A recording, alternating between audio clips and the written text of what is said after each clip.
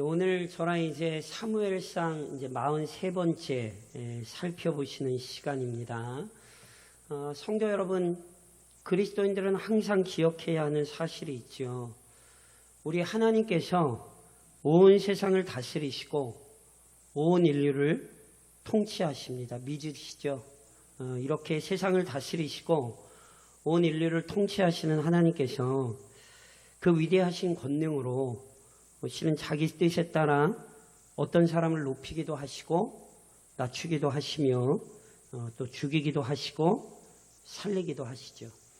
그래서 하나님께서 사울은 낮추시고요, 다윗을 이스라엘 왕으로 높이기 위하여 부르셨어요. 그리고 이와 같은 하나님의 뜻을 이스라엘 백성이 깨달을 수 있도록 역사하셨어요. 그랬기에 이스라엘 백성들은 다윗을 통해 하나님의 손길을 경험하게 된 거죠. 요나단이 자기 아버지 사울에게 다윗을 변호하며 분명히 뭐라고 얘기하냐면, 여호와께서 다윗을 통해 이스라엘을 구원하신 것이다. 골리앗 사건을 그렇게 얘기하는 거예요. 그러니까 다윗이 싸움을 잘한 게 아니에요. 이미 이스라엘 백성은 다윗을 통해 하나님의 손길을 보고 있었어요. 그래서 이스라엘 백성은 하나님을 경외할 뿐 아니라 하나님의 도구였던 다윗을 아끼고 사랑했던 거지요. 하지만 사울은 이와 같은 하나님의 섭리를 인정할 수가 없었어요. 그러니까 조금 더 정확히 말하자면, 저랑 사무엘서에서 계속해서 살펴보셨던 것처럼 사울은 영적으로 무지한 자를 나타내요. 영적으로 철저히 무지하고 그의 영적인 눈이 가려져서 하나님의 뜻을 알려줘도 하나님의 뜻에 순종하려 들지를 않는 거예요. 특히나 다윗에 대한 시기와 질투에 사로잡혀서 다윗을 죽이려고 여러 가지 시도를 하잖아요. 이것은 결국 다윗을 해코지하는 게 아니에요. 다윗 뒤에 누가 계시냐 하면 하나님이 계시잖아요. 그러니까 단순히 다윗을 해코지하는 게 아니라 요나단이 사울을 설득하며 했던 것처럼 이건 범죄예요.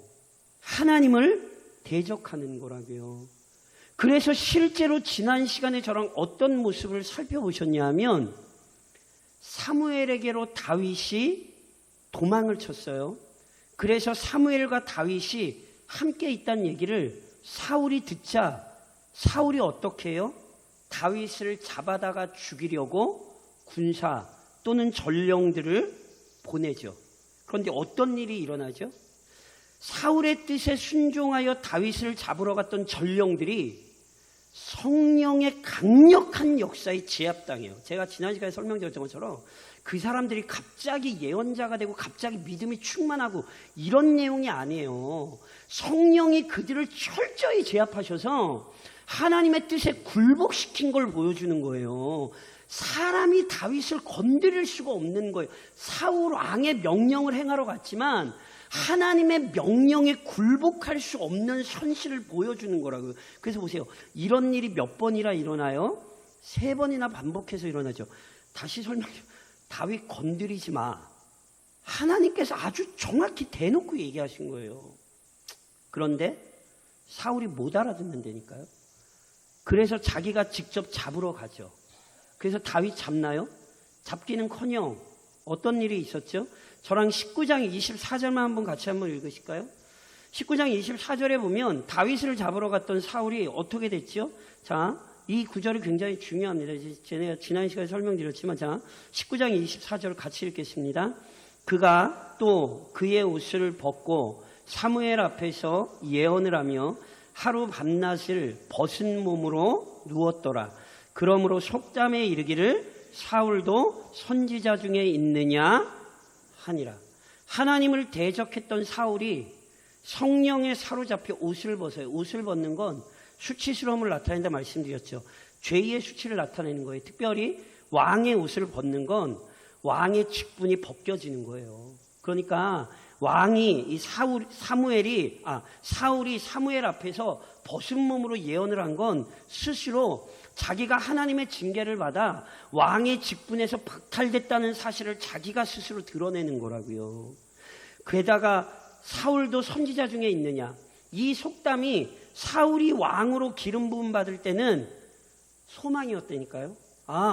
사울이라는 사람 통해서 하나님께서 위대한 일을 하시려나 봐. 그 소망과 기대의 표현이었는데 이제는 사울이 비참한 신세로 전락했다는, 사울은 더 이상 하나님이 기름 부은 사람이 아니라는 사울의 비참한 신세를 확정적으로 진술하는 거라고요. 그러니까 이 본문들이 철저히 사울의 영적 무지를 보여주고 있는 거죠. 오늘 저랑도 이제 그 영적인 무지 속에서 결국은 또 하나의 사건이 등장을 하는 거거든요. 그런데 실은 이제 오늘 저랑 살펴보시는 본문은 조금 이따 제가 설명을 하겠습니다만, 이 사건이, 오늘 본문의 사건이 도대체 이게 언제적 있었던 일이냐를 가지고 좀 학자들이 논쟁이 있어요. 왜냐하면 저랑 살펴보시겠지만 마치 사울이 다윗을 잡아 죽이려는 어떤 그런 악한 일들이 안 일어난 것 같은, 그런 것과 전혀 상관이 없는 것과 같은 좀 상황들이 좀 나와요. 그래서 이걸 가지고 좀 학자들이 좀 논쟁을 좀 하는데, 때로 어떤 학자들은 그래서 이거를 이제 꾸며낸 이야기로 그렇게 보는데, 아니요, 그렇지 않고 제가 누님 말씀드린 것처럼 성경은 우리가 다 알지 못하지만 어찌됐건 분명한 의도와 목적을 가지고 기록이 되어 있고요. 그래서 오늘 본문 역시 현재의 위치에 따라 저는 오늘 본문을 좀 설명드리려고 해요. 그래서 결국은 사울이 얼마나 악한 일을 행하는지도 보게 되고, 하나님께서 어떻게 다윗을 놀랍게 인도하시는가도 오늘 어찌됐건 또 저랑 살펴보시게 될 거예요. 자, 어찌됐건 저랑 오늘 아까 읽으신 1절에 보니까요, 사울이 다윗을 잡으러 사무엘과 같이 있었던 라마나요까지 쫓아왔잖아요. 그러니까 다윗이 어떻게 해요? 라마나요에서 또 사울을 피하여 도망친 거예요. 그리고는 누구에게 오냐면 사울의 아들 요나단에게 찾아온 거예요. 왜요? 도움을 요청하러. 그러면서 요나단에게 얘기해요. 내가 도대체 무엇을 했냐고. 내 죄악이 뭔데 사울, 당신의 아버지가 도대체 내 생명을 이렇게 죽이려고 찾아다니냐고. 그러니까 실은 다윗이 참 큰 위기 속에서 자신의 억울함을 지금 변론하는 거죠. 실은 탄식하는 거예요. 앞서도 저랑 계속 살펴보셨지만 다윗은 사울을 대적한 적이 없거든요. 오히려 하나님의 영광을 위하여 사울의 충실한 신하로 봉직을 했는데, 사울이 자신을 죽이려니까 얼마나 답답합니까? 그래서 요나단에게 가서 그렇게 얘기를 하는 거죠. 그러자, 자, 저랑 2절을 한번 같이 읽으실까요? 2절을 같이 읽겠습니다. 20장 2절입니다. 같이 읽습니다. 요나단이 그에게 이르되 결단코 아니라 내가 죽지 아니하리라. 내 아버지께서 크고 작은 일을 내게 알리지 아니하고는 행하지 아니하나니 내 아버지께서 어찌하여 이 일은 내게 숨기리요? 그렇지 아니하니라. 자, 다윗이 요나단에게 내가 뭔 죄를 져서 사울이 죽이려고 그러냐 그랬더니 요나단이 뭐래요? 아니래요. 절대 안 죽인대요.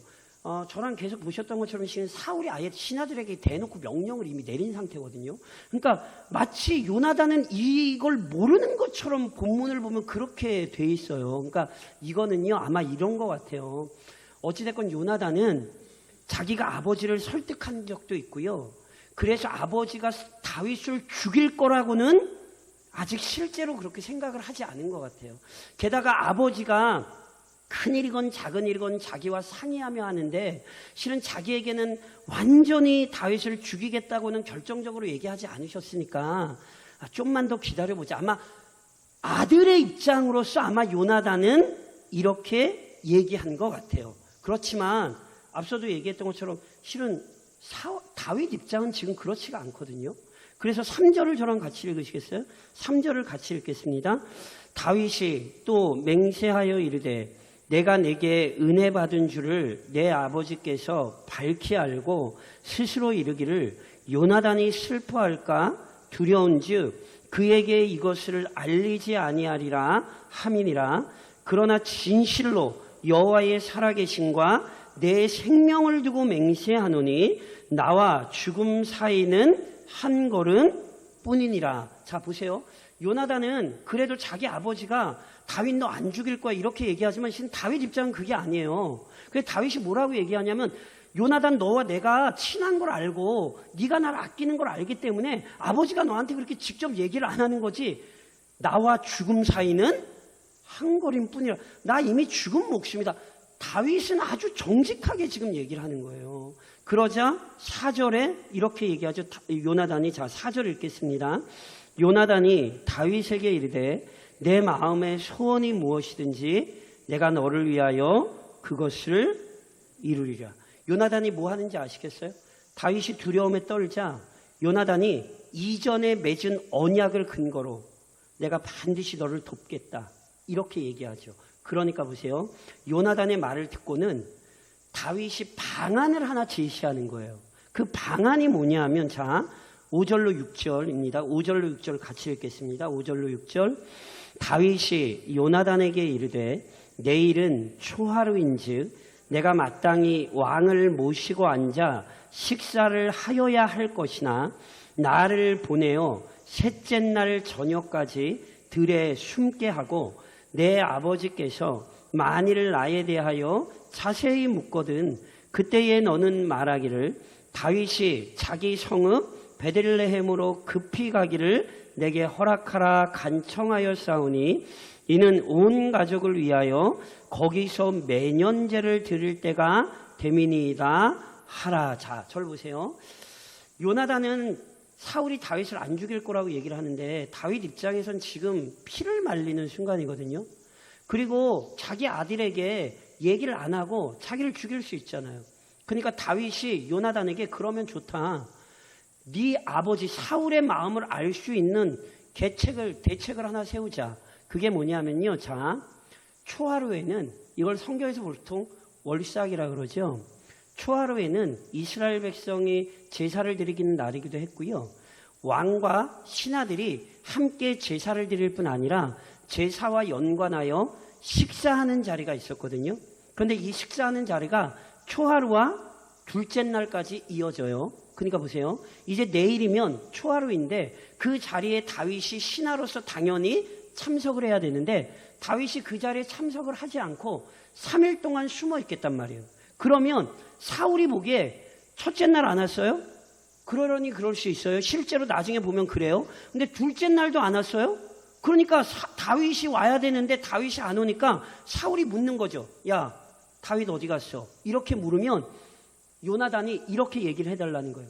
다윗이 집안에서 매년 드리는 중요한 행사, 매년제가 있어서 거기가 이번에 자신은 좀 가야 되니까 급하게 내가 좀 거기 갔다 오겠다고 나를 좀 보내달라고 얘기를 해서 내가 보내줬다고 아버지에게 그렇게 얘기를 해달라는 거예요. 그래서 보세요. 첫째 날, 둘째 날 저녁에 없어서 사울이 물으면 셋째 날 뭐 할 수 있어요? 알려줄 수 있다는 거예요. 지금 다윗 얘기가 그래서 셋째 날 그럼 그걸 나한테 알려달라는 거예요. 그런데 그 알려달라는 내용이 어떤 내용이냐면 자 7절로 8절 그 셋째 날 실은 어떤 내용을 이제 알려줄 수 있냐면 자 7절로 8절을 읽겠습니다. 그의 말이 좋다 하면 내 종이 평안하려니와 그가 만일 노하면 나를 해하려고 결심한 줄을 알지니 그런즉 바라건대 내 종에게 인자하게 행하라. 내가 내 종에게 여호와 앞에서 너와 맹약하게 하였음이니라. 그러나 내게 죄악이 있으면 내가 친히 나를 죽이라. 나를 내 아버지에게로 데려갈 이유가 무엇이냐 하니라. 자, 이게 지금 무슨 얘기냐면요.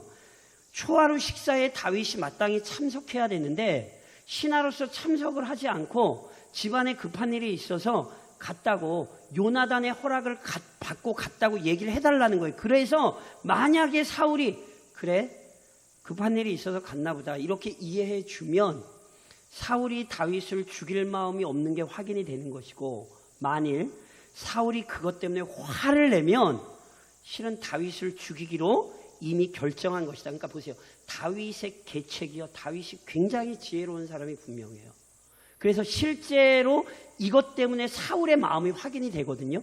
그래서 이튿날까지 그런 일이 있다가 셋째 날에 그걸 다윗이 요나단에게 자신에게 알려달라 이러는 거예요. 그러면서 실은 자기가 진짜 죽을 죄를 졌으면 이렇게 하지 말고 지금 당장 당신이 그냥 차라리 날 죽여라 이렇게 얘기를 하는 거죠. 그러니까 그만큼 이 다윗의 입장이 굉장히 난처한 것을 다윗이 이렇게 설명하는 거예요.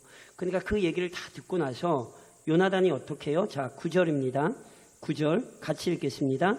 요나단이 이르되 이 일이 결코 내게 일어나지 아니하리라. 내 아버지께서 너를 해치려 확실히 결심한 줄 알면 내가 내게 와서 그것을 내게 이르지 아니하겠느냐 하니. 요나단의 말이 무슨 얘기인지 아시겠어요? 우리 아버지가 행여라도 너를 죽이려고 한다면 실은 그 일은 이루어질 수도 없고 우리 아버지의 그 마음을 내가 너한테 뭐 한다고요? 반드시 알려주겠다. 요나단은 이렇게 얘기를 하는 거예요. 그런데 다윗 입장은 그게 아니라니까요. 그래서 다윗이 10절로 11절에 이렇게 같이 읽을까요? 10절에 11절에 같이 읽겠습니다. 다윗이 요나단에게 이르되 내 아버지께서 혹 엄하게 내게 대답하면 누가 그것을 내게 알리겠느냐 하더라. 요나단이 다윗에게 이르되 오라 우리가 들로 가자 하고 두 사람이 들로 가니라. 자, 이게 지금 무슨 얘기냐면 요나단은 다윗에게 사울의 마음을 알려준다 그러잖아요. 그런데 사울이 뭐 한다고요? 혹 엄하게 내게 대답하면, 이걸 풀어서 해석하면 이게 어떤 뜻이냐면, 야, 너희 아버지가 너를 단속해서 못 알려주게 하면 어떡할래? 이 얘기예요. 왜냐하면 이게 타당한 게 다윗이 정말 지혜로운 게 사울이 이미 당했습니까? 안 당했습니까? 사울이 이미 당했어요. 누구한테? 자기 딸 미갈한테. 다윗을 도망치게 하고는 자기 딸이 자기를 속였잖아요. 그러니까 요나단이 다윗을 도망치게 할 거라고 사울은 충분히 생각한다. 그러니까 요나단의 생각보다 어떤 의미에서 다윗의 생각이 지금 굉장히 깊어요. 다윗은 이 모든 상황을 아주 정확히 파악해요. 그래서 봐, 야, 미갈은 날 그렇게 도망치게 했지만 네 아버지가 널 말리면, 너를 못 움직이게 하시면 그 사실을 누가 내게 알려주겠어. 그러자 요나단이 다윗을 들로 데리고 나가요. 왜냐하면 약속을 하나 하려고. 그러면서 자, 우선 12절로 13절을 저랑 한번 같이 한번 읽으실까요? 자, 먼저 어떤 약조를 하기 전에 요나단이 다윗에게 이런 얘기를 해요. 12절로 13절입니다. 같이 읽겠습니다. 요나단이 다윗에게 이르되 이스라엘의 하나님 여호와께서 증언하시거니와 내가 내일이나 모레 이맘때에 내 아버지를 살펴서 너 다윗에게 대한 의향이 선하면 내가 사람을 보내어 내게 알리지 않겠느냐. 그러나 만일 내 아버지께서 너를 해치려 하는데도 내가 이 일을 내게 알려주어 너를 보내어 평안히 가게 하지 아니하면 여호와께서 나 요단에게 벌을 내리시고 또 내리시기를 원하노라. 여호와께서 내 아버지와 함께 하신 것 같이 너와 함께 하시기를 원하노니. 지금 이게 무슨 얘기인지 이해하시겠어요? 사울이 요나단이 다윗에게 못 알려주도록 막을 수 있다는 거죠. 다윗이 그렇게 얘기하는 거예요. 그럼 도대체 누가 나한테 그걸 알려주겠냐? 그랬더니 요나단이 걱정하지 마라. 내가 너한테 못 알려주더라도 내가 반드시 다른 사람을 보내서라도 너에게 반드시 우리 아버지의 태도를 알려줄 거고 내가 죽게 내버려두지 않는다.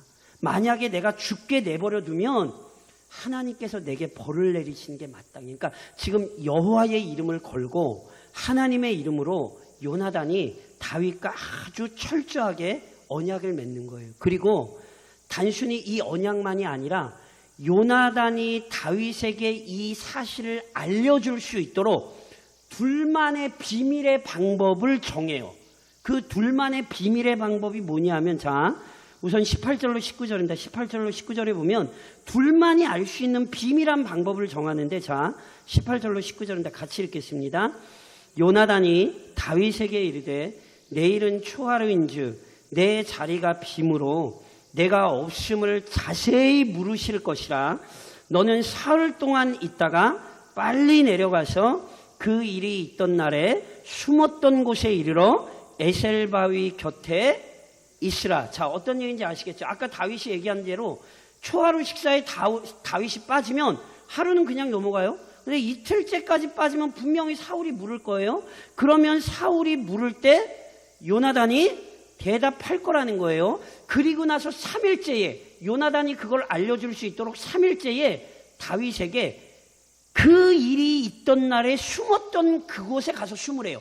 여기 아마 그 일이 있던 날이란 19장에서 저랑 살펴보신 요나단이 다윗을 사울 앞에 가서 이렇게 변론하는 장면이 나오거든요. 아버지에게 다윗 죽이시면 안 된다고. 그때 아버지가 그래 내가 안 죽일게 이렇게 얘기하자 요나단이 다윗을 데리고 와서 아버지 앞에 데리고 가는 장면을 19장에서 보셨거든요. 그러니까 그때 숨어있던 그 장소를 얘기하는 것 같아요. 어찌됐건 자기가 3일째에 알려줄 테니까 너 3일째에 그곳에 가서 숨어 있으라는 거예요. 그러면 어떻게 알려주느냐? 자, 20절로 21절. 자, 20절로 22절. 20절로 22절 같이 읽겠습니다. 내가 관역을 쏘려 함 같이 화살셋을 그 바위 곁에 쏘고 아이를 보내어 가서 화살을 찾으라 하며 내가 짐짓 아이에게 이르기를 보라 화살이 내 이쪽에 있으니 가져오라 하거든 너는 돌아올지니 여호와께서 살아계심을 두고 맹세하노니 내가 평안 무사할 것이며 만일 아이에게 이르기를 보라 화살이 내 앞쪽에 있다 하거든 내 길을 가라 여호와께서 너를 보내셨음이니라. 자, 이게 지금 무슨 얘기인지를 이해를 하셔야 돼요. 자, 요나단이 다윗에게 아버지의 마음을 얘기하면 사울이 가만히 있겠어요? 안 가만히 있겠어요? 가만히 있지 않죠. 그러니까 요나단과 다윗이 자기들끼리만 이렇게 비밀리에 약속을 정하는 거예요. 어떻게 약속을 정하는 거냐면 3일째에 요나단이 평상시와 같이 활을 쏘러 나가서 활을 쏘는 거예요. 근데 활을 쏘면 그 활을 요나단이 데리고 있던 부하가 요나단의 수하에 있는 아이가 그 활을 집어오거든요. 화살을. 그때 요나단이 그 화살을 집어오는 아이가 그 화살을 집어오러 갈 때 야 화살이 이쪽에 있어 이렇게 얘기하면 아버지가 너희를 죽일 마음이 없어 이런 뜻이고 화살이 야 내 앞에 있어 이렇게 이야기하면 야 아버지가 너를 죽이려는 거야. 그러니까 이건 누구만 알아요?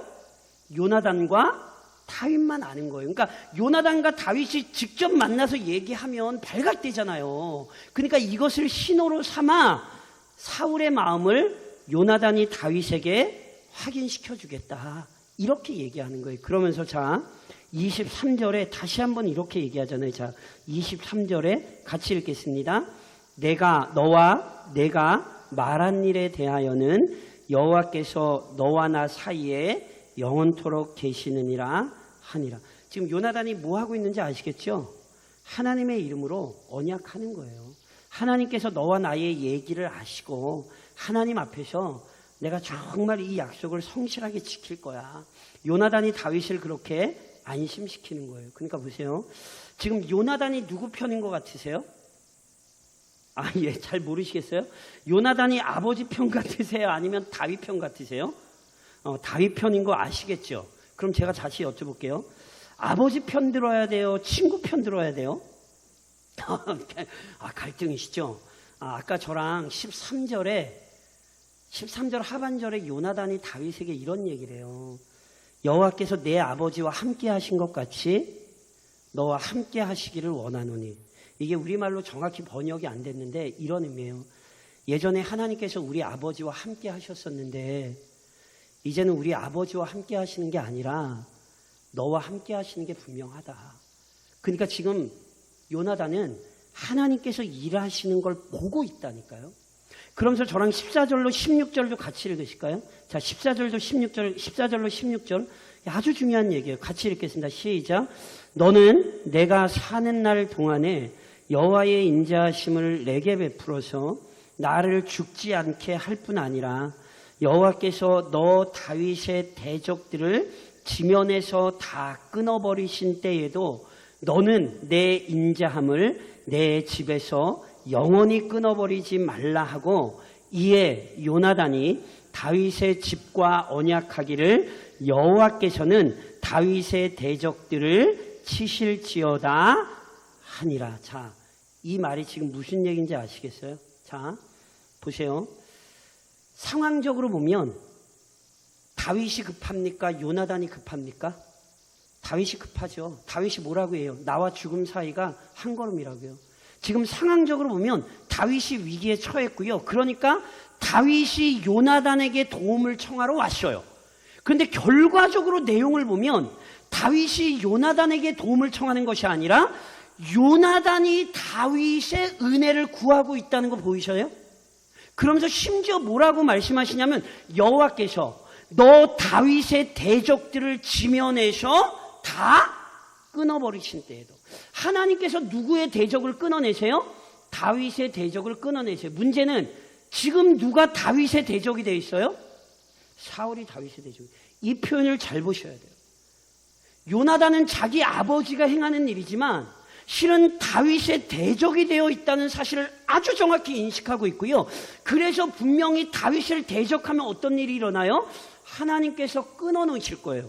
그런데 하나님께서 다윗의 대적들을 끊어내실 때 부탁이 있는데, 네가 그때라도 나와 내 자녀의 집에서는 내가 너에게 신실하게 언약을 지키는 것처럼 언약을 좀 지켜달라. 보세요. 전혀 사람이 생각할 수 없는 생각을 요나단이 지금 하고 있는 거예요. 그러니까 상황적으로 보면 다윗이 위급한데 결국 영적으로 보면 다윗이 위험한 게 아니에요. 지금 영적으로는 누가 위험한 거예요? 사울이 위험한 거고, 사울의 일에 동참하는 사람이 위험한 거예요. 이걸 잘 보셔야 돼요. 요나단이 얼마나 영적으로 깨어있는 사람인가를 보셔야 된다니까요. 그래서 보세요. 요나단은 다윗을 대적하는 어리석은 일에 동참해요, 안 해요? 동참하지 않아요. 아무리 자기의 아버지의 일이라도 요나단은 자기의 아버지의 어리석은 일에 동참하지 않아요. 오해하지 마세요. 저는 계속 살펴보시겠습니다만, 요나단은 아버지로서, 왕으로서 사울과 끝까지 함께하고요. 사울이 전사할 때 같이 전사합니다. 명심하셔야 돼요. 사울을 아버지로, 왕으로 섬기는 것과 사울의 악행에 동참하는 것은 전혀 달라요. 제가 이걸 나중에 다윗의 사건에서 다시 한번 설명드릴 거예요. 대표적으로 조국교회를 혼란스럽게 만들었던 성경 어디에도 없는 요상한 개념. 목사님 편대야 돼. 목사님을 지켜줘야 돼. 성경 어디에도 이런 개념 없습니다. 그 목사가 하나님의 뜻을 행하고 있다면 그 목사가 아니라 하나님 편에 서서 그 목사와 함께 하겠죠. 그런데 아무리 목사가 할지라도 하나님의 뜻과 다르게 행하고 있다면, 목사로 섬기고 있고 따르고 있더라도 악한 일에는 동참을 하면 안 돼요. 그런데 조국교회를 혼란스럽게 했던 대표적인 표가 뭐죠? 야, 목사님한테 무조건 대들면 안 돼. 다시 이게 다윗 얘기에서 다시 설명해요. 성경 어디에도 이런 가르침은 없어요. 그런데 다들 그러려니 했잖아요. 그래서 결국 조국교회가 어떻게 됐죠? 지금 조국교회의 이 비참한 현실은 목사가 하나님이 된 데 있어요. 성도들이 하나님의 뜻을 따라간 것이 아니라 인간의 뜻을 따라간 거예요. 요나단과 다윗의 모습을 보면서 이 영적인 사실을 분명히 기억하셔야 돼요. 절대로 하나님께서 금하신 선을 넘어서면 안 되는 거예요. 요나단은 지금 이 신앙을 보이고 있어요. 그래서 아세요? 저를 좀 따라 하시겠어요? 날마다 결단하자. 자, 요나단의 행동을 이해하는 대표적인 두 가지 해석이 있어요. 오늘 제가 하나만 말씀드릴 거예요. 자, 사무엘서에서 다윗은 그리스도의 왕권을 예표하는 사람이에요. 앞서도 설명드렸죠. 사무엘서는 다윗 왕권 설명하는 거 아니에요. 다윗 언약을 통해 나타난 바 그리스도께서 세우실 영원한 나라를 예표하는 거죠. 그래서 다윗은 누구의 예표냐면 그리스도의 예표예요. 자, 이런 관점에서 다윗의 편을 드는 요나단의 헌신은 우리에게 뭘 가르치는지 아세요? 끝까지 그리스도를 따르는 성도의 헌신을 우리에게 보여줘요. 그래서 보세요. 우리 주님이 실제로 뭐라고 말씀하셨어요? 무릇 내게 오는 자가 자기 부모와 처자와 형제와 자매와 더욱이 자기 목숨까지 미워하지 아니하면 등이 내 제자가 되지 못하고. 오늘 요나단이 보였던 모습이 뭐예요? 하나님의 뜻을 대적하는 자기 아버지의 편을 들지 않아요. 오히려 그는 지혜롭게 행동하되 하나님의 뜻을 따라 행하고 있어요. 저랑 사도행전 보고 계시잖아요. 주일날 오전에. 사도행전에 보시면 표면적으로는 교회가 세요? 유대 지도자들이 세요? 당연히 유대 지도자들이 세죠. 교회를 대대적으로 박해하죠. 표면적으로 보면 누구를 따라야 돼요? 당연히 유대 지도자를 따르는 게 맞는 것 같죠. 그런데 교회가 누굴 따랐어요? 그리스도를 따랐죠. 보세요. 오늘 우리가 철저히 신앙 안에서 무엇을 따르고 있는가를 확인하셔야 돼요. 제가 눈이 말씀드린 것처럼 사람 따라가시면 안 돼요. 어떤 직분자를 따라가시면 안 돼요. 눈에 보이는 어떤 인간의 권위를 따라가시면 안 돼요. 눈이 말씀드린 것처럼 제가 성경과 다른 얘기를 하면 제 견해를 따라오시면 안 돼요. 목사님 성경과는 다른데요? 목사님 성경은 그렇게 가르치지 않는데요? 실은 이렇게 얘기하는 성도들이 진짜 성도인 거예요. 목사라도 잘못될 수 있다는 사실을 이해하는 성도들이 되셔야 된다고요. 오해하지 마세요. 제가 지금 목사를 무시하는 게 아니에요. 이거 잘못해가지고 제가 목사를 마치 무시하는 거죠. 저 목사입니다. 제가 목사인데 목사를 무시하겠습니까? 그렇게 오해하지 마세요. 강조점이 어디에 있는가를 보세요. 누구라도 하나님의 권위를 거스릴 수 없다는 얘기예요. 우리는 철저히 하나님의 뜻을 따르는 거지, 즉 성경에 비추어 하나님의 뜻을 따르는 것이지 절대로 사람이나 권위나 전통이 우리의 머리가 되어서는 안 된다는 거예요. 그럼 이것이 가능한 이유가 어디에 있는지 아세요? 저랑 17절을 한번 좀 읽어보시겠어요? 자, 17절을 잘 보셔야 돼요. 자, 같이 읽겠습니다. 17절. 다윗에 대한 요나단의 사랑이 그를 다시 맹세하게 하였으니 이는 자기 생명을 사랑함같이 그를 사랑함이었더라. 자, 여기 아주 중요하게 두 단어를 기억하셔야 돼요. 요나단이 끝까지 다윗을 사랑하셨기 때문에 첫 번째는 사랑이에요. 다시 설명드릴까요? 교회가 신앙이 변하지 않으려면, 성도가 신앙이 변하지 않으려면 그리스도에 대한 사랑이 진실해야 돼요. 근데 보세요. 그 사랑이 뭘로 확인되는지 아세요? 다시 한번 따라 하시겠어요? 다시 맹세. 뭐라고요? 다시 맹세요. 때마다, 일마다 요나단은 저랑 오늘 보셨잖아요. 계속 요나단이 뭐하죠? 자기의 마음을 고백하고 자기의 마음을 확인시키죠. 오늘 본문에서 뭐예요? 다시 맹세예요. 이게 뭔지 아세요? 그리스도인들이 날마다 결단하는 거예요. 그리스도에 대한 사랑이 변치 않고 그 사랑 안에서 실제로 그리스도를 따르려면, 다른 것에 방해받지 않고 그리스도를 날마다 따르려면 결국은 뭐 해야 되냐면 날마다 마음을 새롭게 해야 돼요. 우리는 날마다 마음을 새롭게 하지 않으면 절대로 그리스도 편에 설 수 없어요. 여기 있는 우리 중에 누구도 똑같아요.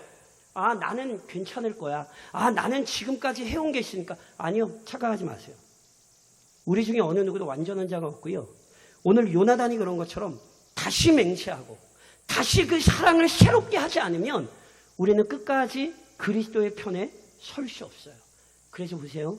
오늘도 요나단의 삶을 기억하면서 내가 누구 편에 지금 서 있는가를 천천히 돌아보셔야 돼요.